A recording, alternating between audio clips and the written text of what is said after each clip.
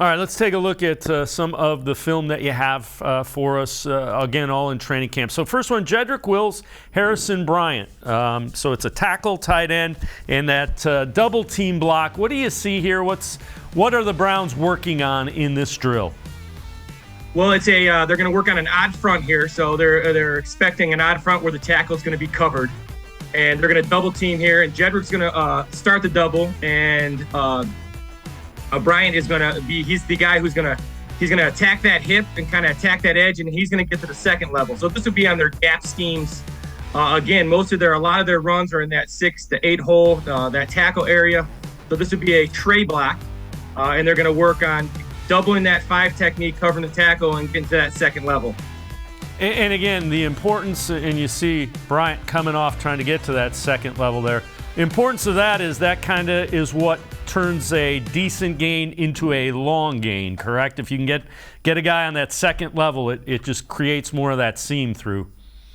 Yeah, absolutely. And they do a really good job of also kind of defining that hole. So their backside is to the hole a lot when they're running the ball. They do a really good job of defining where they want the ball. I think obviously their film study, the things they do in practice, their attention to detail. So yeah, they do not only a good job of getting to the second level, but defining where they're going to run the ball on that first level.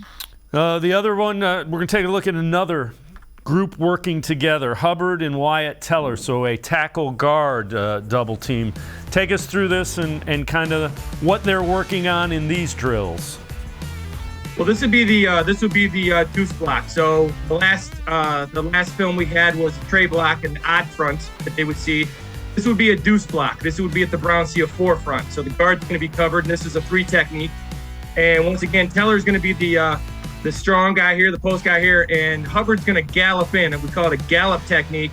He's going to gallop in with his left foot. He's going to start with his left foot, and he's going to be the guy who comes off from the second level here. So they're working a double team versus an even front, a 3 technique. And Teller is the mainstay. Everybody has their different calls for it, but he's the mainstay in this double, and Hubbard's going to kind of attack that hip, throw it across, and get to the second level. And in this scheme that the Browns run, how important is it to the timing between when that guy comes off and gets to the second level? Where are they trying to time that relative to the back?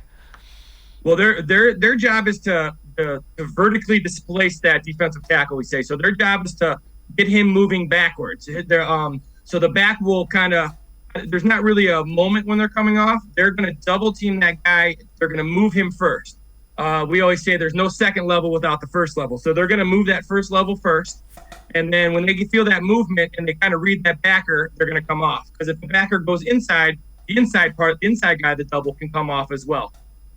All right, let's take a look. This is a drill that is being done by Jedrick Wills, and it is for the outside zone. What is the teaching point? What are they working on here with Jedrick Wills?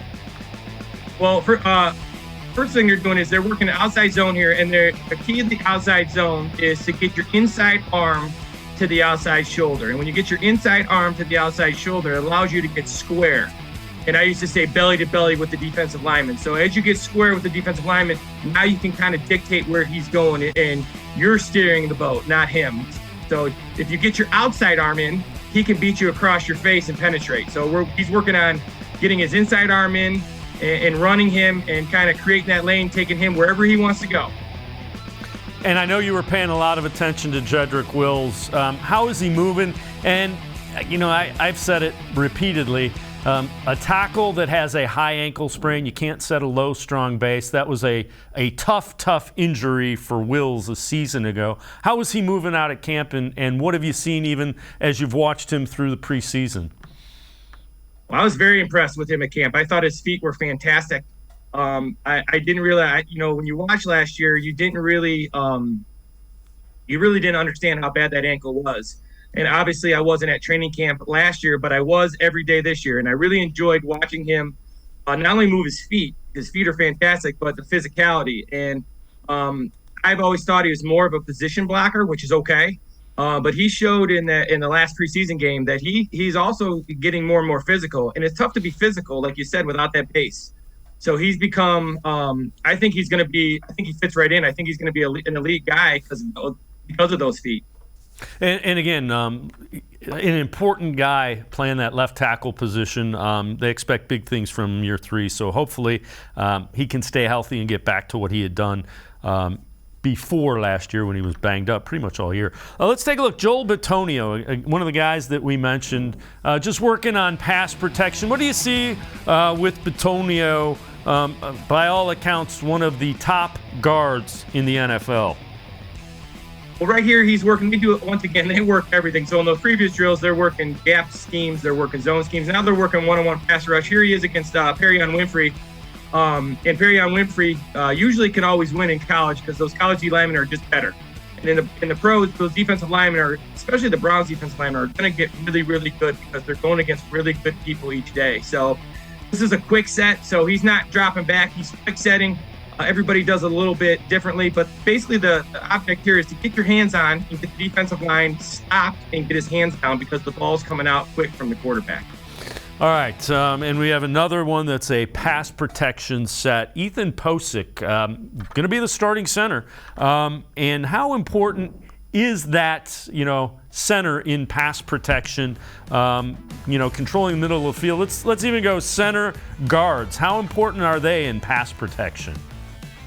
They're setting it. So if you get there's a bunch of different pass protections, but that center usually is the guy, calling out the fronts. At that level, I know those guys all know the fronts, but basically the center's running the show. So they're going to call out the odd and even fronts. Obviously, they're working on here. They're working odd front, so he would be covered. The thing that's impressive is that the Browns, the offensive line, that's why they've had success, because Posick went in and there's, even though I think Harris is a great player and I wrote an article on him earlier, I think he's going to be an outstanding player. They don't miss a beat, and they don't miss a beat in terms of how they practice, their attention to detail. So he came in, that particular drill, they're working on their hand placement. They're so detailed. They're working on like opposite hands and individual hands and where individual hands should be placed in pass protection. Again, just really fun to watch. But those centers and guards are very important. I think he's got an advantage because he's got 2 All-Pros next to him on either side.